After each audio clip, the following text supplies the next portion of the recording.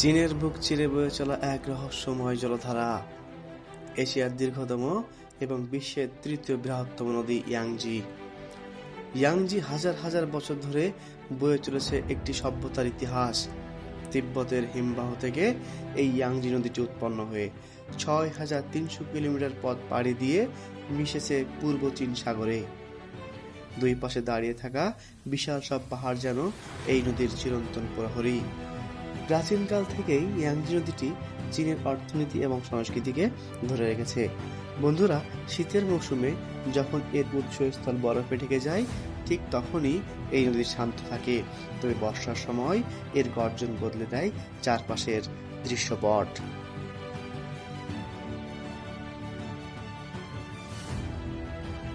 শুধুমাত্র প্রাকৃতিক সৌন্দর্যই নয়, ইয়াংজি আজ চীনের আধুনিকায়নের কেন্দ্রবিন্দু। নদীর তীর ঘেঁষে গড়ে উঠেছে বিশাল সব শিল্পাঞ্চল। এই নদীকে ঘিরেই গড়ে উঠেছে কোটি কোটি মানুষের জীবন জীবিকা।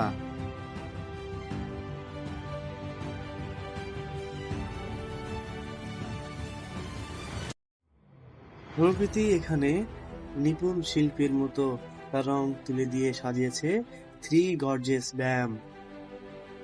মানুষ প্রকৌশল বিদ্যার অনন্য নিদর্শন। এই বিশাল বাঁধ একদিকে যেমন বন্যা নিয়ন্ত্রণ করে, তেমনি অন্যদিকে যোগান দেয় বিশাল পরিমাণ বিদ্যুৎ।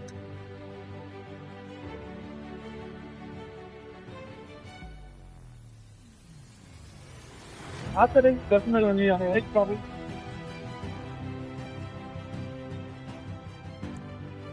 আধুনিক চীনকে এই নদীর উপর নির্মিত বিশাল সব সেতু একে অপরের সাথে যুক্ত করেছে।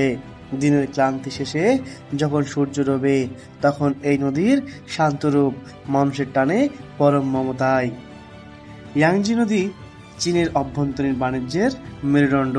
বড় বড় মালবাহী জাহাজগুলো এই নদীর পথ ব্যবহার করে পণ্য পৌঁছে দেয় দেশের এক প্রান্ত থেকে অন্য প্রান্তে। এছাড়াও জাহাজের চলাচলের জন্য তৈরি করা হয়েছে বিশাল সব শিপ লক, যাকে বলা হয় নৌ চৌবাচ্চা।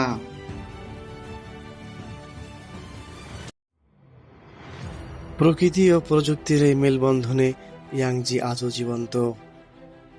ইয়াংজি কেবল একটি নদী নয়, এটি একটি জাতির প্রাণশক্তি। প্রতিটি বাঁকে লুকিয়ে আছে গল্প, প্রতিটি ঢেউয়ে মিশে আছে হাজার হাজার ঐতিহ্য। রাত নামে ইয়াংজির বুকে, চাঁদের আলোয় চিকচিক করা জলরাশি আমাদের মনে করিয়ে দেয় সময় বদলে যায়, সভ্যতা এগিয়ে চলে, কিন্তু ইয়াংজি তার আপন গতিতে বয়ে চলে অনন্তকাল।